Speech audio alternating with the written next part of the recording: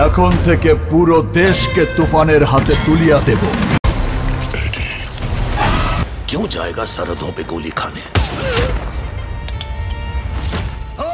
রুচিশীল দর্শকদের পছন্দের শীর্ষে থাকা cinema chain star cineplex. Hollywood সিনেমার জোয়ার ছিল গেল কয়েক বছর আগে, আর সেই জোয়ারে কিছুটা ভাটা আনে দেশের সিনেমা। হলিউড সিনেমা দেখার জন্য সিনেমা প্রেমীরা মুখিয়ে থাকলেও গেল 3 বছর ধরে দেখা যাচ্ছে বাংলাদেশের সিনেমা দেখার আগ্রহ দর্শকদের যেন আরও বেশি। 2024 সাল জুড়েও এই চিত্র দেখা গেছে। বাংলা সিনেমার ক্ষেত্রে ঘটেছে মুক্তির আগে অগ্রিম টিকিট বুকিং, রেকর্ড পরিমাণ ওপেনিং, সর্বোচ্চ শো, টিকিটের জন্য হাহাকার, এসব কিছুই। চলতি বছর শেষ হতে আর মাত্র কয়েকদিন বাকি। দেশের সর্বাধুনিক এই সিনে থিয়েটারে বছর জুড়ে কোন 10 বাংলা সিনেমা বেশি দেখেছেন দর্শক? স্টার সিনেপ্লেক্সের জ্যেষ্ঠ বিপণন কর্মকর্তা মেজবা আহমেদ চ্যানেল আই অনলাইনকে জানিয়েছেন যে 10টি সিনেমা সবচেয়ে বেশি চলেছে সিনেপ্লেক্সে, এর মধ্যে সবার প্রথমে রয়েছে তুফান।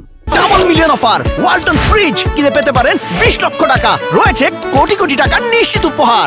রায়হান রাফি পরিচালিত এই ছবিটি এবছরে তো বটেই, বিগত 20 বছরের ইতিহাসে একক ছবি হিসেবে সবচেয়ে বেশি আয় করা ছবির তকমা অর্জন করেছে। এরপর পর্যায়ক্রমে এবছরে বেশি দেখা বাংলা ছবিগুলোর মধ্যে রয়েছে রাজকুমার, মোনা জিন্টু, দেয়ালের দেশ, কাজল রেখা, ওমর, দরদ, 840, প্রিয় মালতী এবং 36-24-36। এদিকে হলিউড, বলিউড ও ঢালিউড মিলিয়ে সবচেয়ে বেশি আয় করা 10 ছবির তালিকাও প্রকাশ করেছে সিনেপ্লেক্স। আর সেই তালিকায় প্রথমেই আছেন শাকিব খান অভিনীত রায়হান রাফির পরিচালনায় ছবি তুফান। এরপরই আছে Deadpool and Wolverine, Dunki, Godzilla X Kong, Crew, Moana 2, Venom the Last Dance, Kung Fu Panda 4, Rajkumar ও দরদ।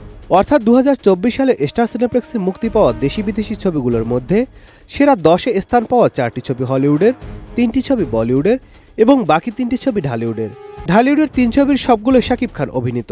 এ বিষয়ে মেজবা আহমেদ আরও বলেন, সিনেপ্লেক্সে এবছরটা বলার মতো অতটা ভালো যায়নি। ওভারঅল তুফানই সবচেয়ে বেশি ব্যবসা করেছে, যা সিনেপ্লেক্সে গত 20 বছরের রেকর্ড ভেঙে নতুন রেকর্ড গড়েছে। এমনকি বলিউডের সিনেমাও ফ্লপ গেছে।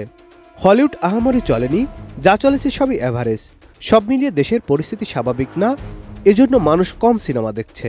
আগামী দিনে তুফানের মতো সিনেমা দরকার জানিয়ে এই কর্মকর্তা আরও বলেন, পরিস্থিতি এখন ভালোর দিকে যাচ্ছে, আর যত ভালো হবে মানুষ আবার সিনেমা দেখা শুরু করবে। আসলে এখন তুফানের মতো সিনেমা দরকার, তাহলে সিনেপ্লেক্সে জৌলুস ফিরে আসবে বলে আমি মনে করি। তুফান হতে অ্যাটিটিউড লাগে, চোখের দৃষ্টি লাগে, নাদিম হাসান, চ্যানেল আই।